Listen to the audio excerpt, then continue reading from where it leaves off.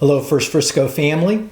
This is Pastor Mark, and I needed to talk to you as my church family about a lot of the recent events that we've seen related to people of color in America. There's no one in the room with me now. Julie kind of set up the camera and left, and I'm going to do my best to do this talk without a lot of editing. I initially thought that I might just sort of go impromptu, but this is important enough that I need to make sure that what I said was intentional. So I've got notes that I'm going to be looking at. I'm going to try not to let those be a distraction. But forgive me if I stumble a bit or occasionally get off track. From time to time, you'll see me glance at notes because I'm trying to keep moving. I want to acknowledge right at the beginning, as we're talking about people of color in America, that I'm in a bit of a double bind. First of all, I'm a white guy talking about color in America. That probably puts me in a place of privilege. And rather than doing a bunch of talking right now, all of us need to really be listening and loving with humility.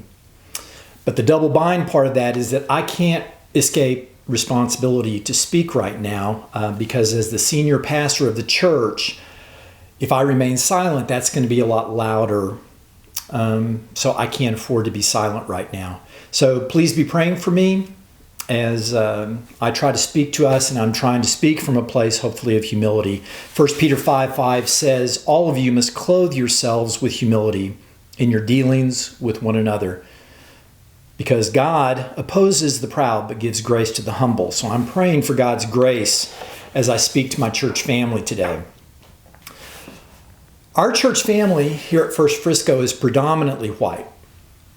I say predominantly because one of the wonderful realities of our church family is that it includes several brothers and sisters, several families of color. Like most other members of our family, these brothers and sisters arrived at First Frisco sometime for some reason, and somewhere along the line they decided, wow, this feels like home to me. These traumatic events that we're living through right now are presenting us with a critical moment. We don't get to pick when these moments occur. This is our moment right now. And it's not just a moment for our country, it's a moment for our church family. We need to do everything that we can to make sure that every member of our church family still feels that this is their church home as these events unfold and however these events conclude. They must know that we love them. They must know that we stand with them. They must know that we are paying attention. They must know that our connection in the Holy Spirit is so much more important than any similarities or differences. Most of my message is for our white members, but my words have to be credible for the whole church family because they're going to watch. I know that they will. On Monday, May 25th, that was Memorial Day, George Floyd died in police custody in Minneapolis while being arrested. There were 4 arresting officers. One of those officers had his knee on George Floyd's neck in violation of policy. In other words, he shouldn't have been doing that. He kept his knee on George's neck for several minutes, even though George was handcuffed, face down on the ground, and complaining of not being able to breathe. George eventually passed out. Instead of putting him in a squad car, they put him into an ambulance and he was pronounced dead at the hospital. 2 autopsies have since been conducted. They varied somewhat in their details, but both concluded that George's death was a homicide by asphyxiation related to his treatment by the arresting officers. One autopsy documented that there was cardiac arrest. That was over a week ago. On Monday of this week, a staff member sent me a screenshot advertising a protest march down El Dorado Boulevard in Frisco, and that it was sponsored by Black Lives Matter. Now, I hadn't heard about this event. I'd never participated in that kind of event before, but I had a sense that it might be important. So I called Pastor Cheryl, and she hadn't heard about the event, but she said that she would investigate. So I said, okay, let me know what you find out. Now, understand, by this past Monday, a week after George Floyd's death, There have been dozens of protest events around the country with all sorts of different results and outworkings. Some of them were peaceful. Many of them devolved into violence and looting. And to this day, we have cities that are really, really in bad shape. And we need to pray for them to kind of be put back together. Now, Cheryl would prefer that I not say this, but I had decided that if Cheryl decided to participate in this event, I would participate. And that if Cheryl didn't, if she decided that she wasn't going to participate in this Frisco protest march, I would trust her instincts about the event and I wouldn't participate in it either. So by Monday afternoon, I figured that the event was going to kind of come and go, and it would come and go without me. I hadn't heard from Cheryl. Then Cheryl called at 3:08 p.m. She'd done some research. She'd kind of run things to ground. She felt pretty good about it. And she and Otis were planning to join the march. This was at 3:08 for a march that was going to start at 5 p.m. And by that time, Steve Garrison was planning to march too. And so I said, okay, I'll meet you at 4:30 and we'll walk over to Warren Park together. By the time the event was over at about 8:15, 8:30 that night, we'd walked 10 miles. Now, all of that is really kind of beside the point. What I want you to know is that I showed up at that event really not knowing what to expect. My understanding is the event was coordinated by 3 or 4 young Frisco residents. They were black and they were white.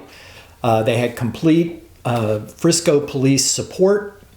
They shifted from a plan that was going to just take us on sidewalks to the west, all the way to Farm and Market Road 423, but the crowd ended up being so big that they used all 3 right lanes on El Dorado going, and then all 3 right lanes on El Dorado coming back. There were probably 2,500 to 3,000 people. I was there. No matter what you hear, I'll tell you, it was completely peaceful. Probably 25% Anglo participation.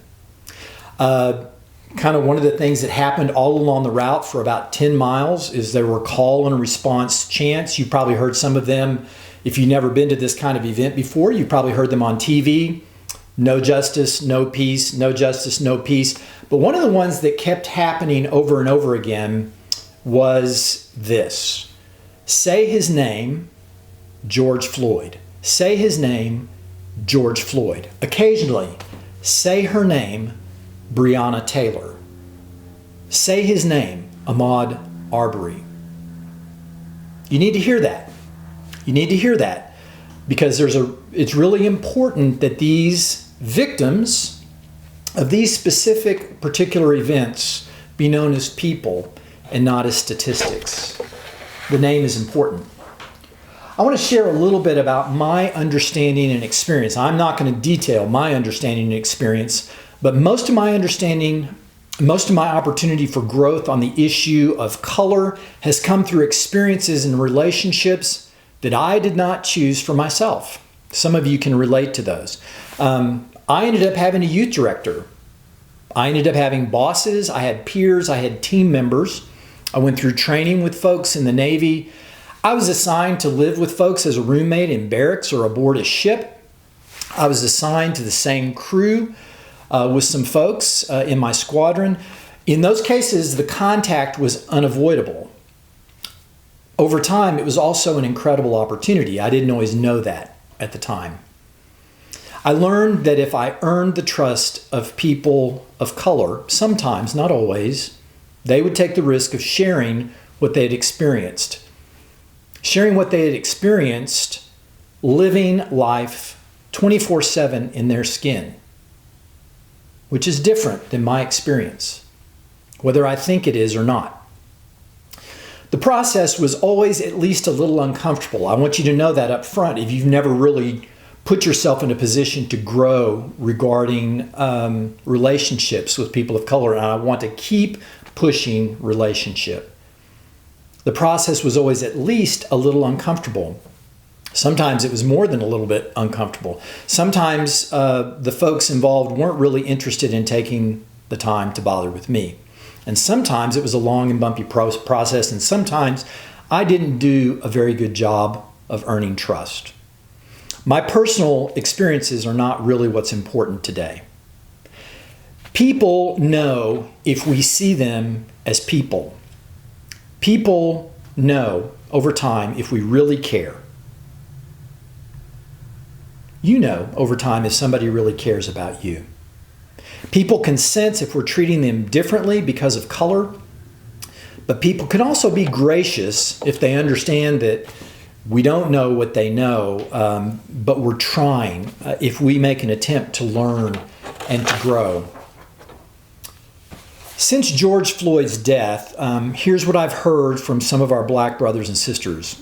I called, I asked, and they shared different things, but there were some recurring themes. One of them that they would say to people like me who are white is, don't miss the moment. Don't miss the moment because of the chaos.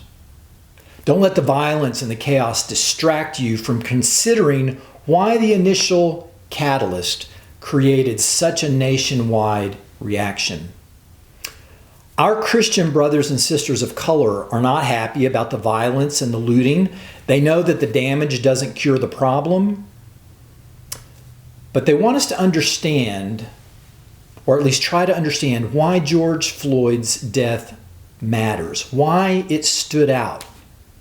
They don't expect us to give black citizens a hall pass on the laws of our country. They want to be treated the same. And they want white citizens to pay attention. They want them to notice, they want them to speak, and they want them to act when it's not the same. They don't want to stand alone when they are treated differently.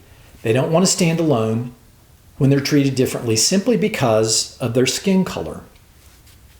So let's just start with our church family, because that's something that we can do something about.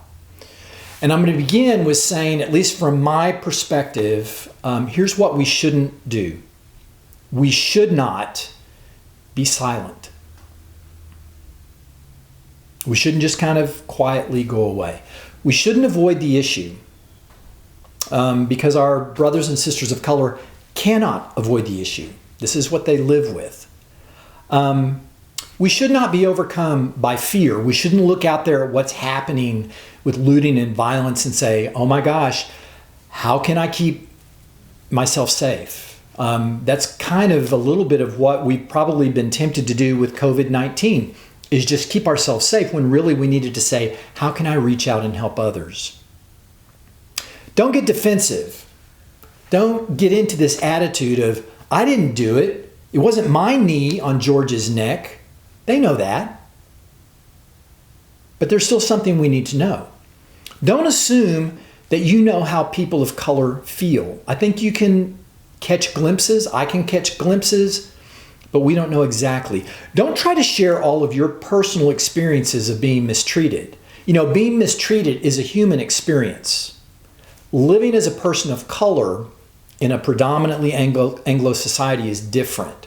And so what we don't want to do is get into a ping pong match or a tennis match with someone. They share how they feel and we immediately share how we feel, and they share how they feel and no, because more than likely it's going to shut down the conversation.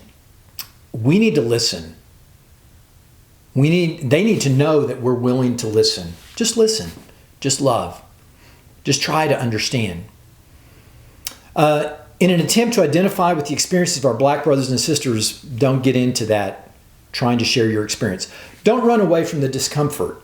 I've never seen an opportunity to grow in the area of understanding the experience of people with color that isn't at least a little uncomfortable. Sometimes it's much more than a little uncomfortable. And don't be surprised if a black brother or sister expresses anger or frustration. When and if they finally trust that you really love them, they may take the mask off and show you some of their own pain and share some of their own experience. And you're going to hear pain and frustration. Don't try to explain it away. Just listen. Just listen. But having said what we shouldn't do, what should we do? Work to connect fully with everyone in our church family. Sometimes we don't realize that we're not connecting fully with our brothers and sisters of color. They're not asking to be treated differently, but don't overlook them. When you plan events or gatherings or dinner parties or celebrations, treat them like the family that they are, and they are. Call them, email them, check on them, learn the names of their children, learn what's going on with them medically and professionally. Listen to our brothers and sisters of color. Just listen. If you ask them what they think, initially, until they learn they can trust you, they probably won't say much. Trust takes time. Ask how you can pray for them, and then pray for them. Learn the names of those victims that are lifted up by the Black community. You know, when you and I think about some of the incidents that have happened with people like George Floyd, we can go, oh yeah, I remember that incident. We may or may not remember the name. Most of our African American brothers and sisters can rattle those names off the top of their head. They're on the tip of their tongue. They know the names. Go learn those names. Pastor Steve gave us a long list yesterday in his devotional. It was a good one. Go learn the names. Go find out what the specific initial incident was in each case.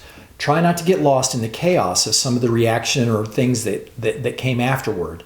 Learn those names. 1 Peter chapter 3, verses 8 and 9 says, "Finally, all of you have unity of spirit, sympathy, love for one another, a tender heart, and a humble mind. Do not repay evil for evil or abuse for abuse, but on the contrary, repay with a blessing." Our brothers and sisters in Christ who have a different color of skin than you or me, they really need us right now. They need to know that we're not backing away, we're not silent, we're not leaving them to stand alone. They need to know that we step up for them as a family member, just like we would for any family member. That's when they're going to know that we've got them. That's when they're going to know they're in the family. This is a time to make the family stronger. And then we make the family stronger, we're going to be able to be salt and light in the community. We're going to be able to be a city on a hill. We're going to be able to make a difference beyond the four walls of our church. I miss you. I really long for the time when we're going to be able to be together. As we've been dealing with this COVID-19 pandemic, I've tried to say over and over again, don't miss the opportunity to reach out. You have more of an opportunity for ministry than you know. And I will repeat that same message as we talk about this time that was triggered by George Floyd's death. Don't miss this opportunity. This is an opportunity. The timing is not one that we chose, but it's an opportunity. And faith shows up in the circumstances of the day. So let's live today in love. Let's embrace the whole family. Let's stand with our brothers and sisters of color. I love you. I miss you. I'm proud of you. I'm praying for you. In Jesus' name. Goodbye.